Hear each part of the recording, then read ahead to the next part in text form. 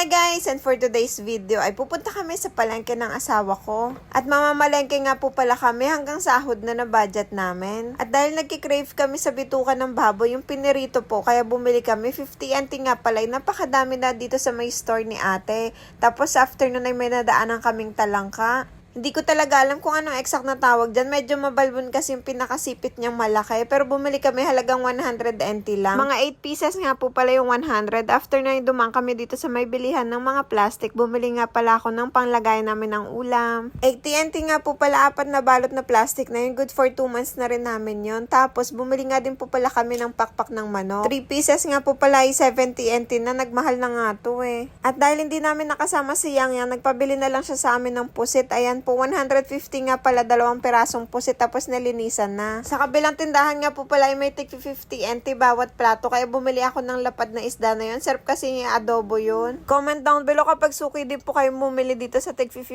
NT. After nga po ay dumiretso kami dito sa may bilihan ng baboy. Halagang 170 nga po pala na liempo, tapos 150 na lang pinabayaran sa amin.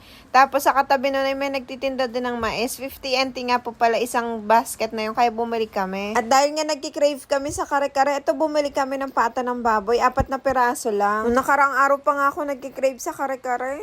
143 nga po pala ay 4 pieces na medyo malaman tas malited. Saktong-sakto sa budget namin ni Jay yun. Good for 1 day na naming ulam, tanghalian at saka hapunan namin. Tapos bumili nga din pala kami ng mangga. Ayun, ang sarap. Nangangasim kasi kami ni Jay. Nung nakaraan pa nga kami naglilihi ni Jay sa mangga. Ang sarap-sarap niya, no? Sarap. Nakakita nga din pala kami ni Jay ng kalabasa na kalahati. Kaya sabi ko, yan na yung bilhin niya. Kasi lalagay namin yun sa may talangka na nabili namin.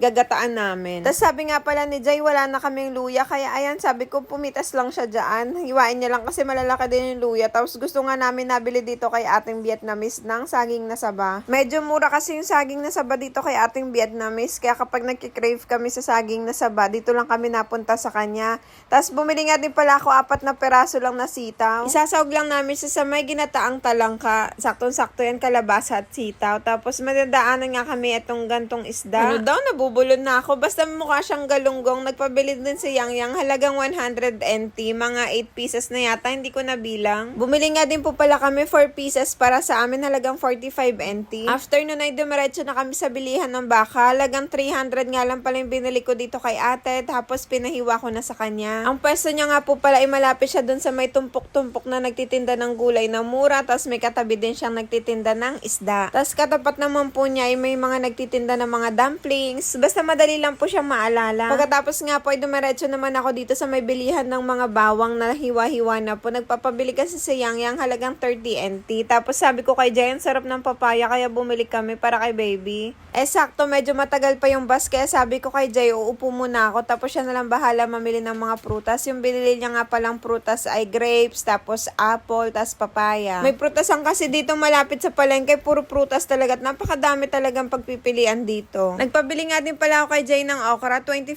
NT nga po pala, ganyan nakadami. Hanggang dito na lang. Salamat sa panonood. Please don't forget to like and follow. Bye-bye! Thank you for watching!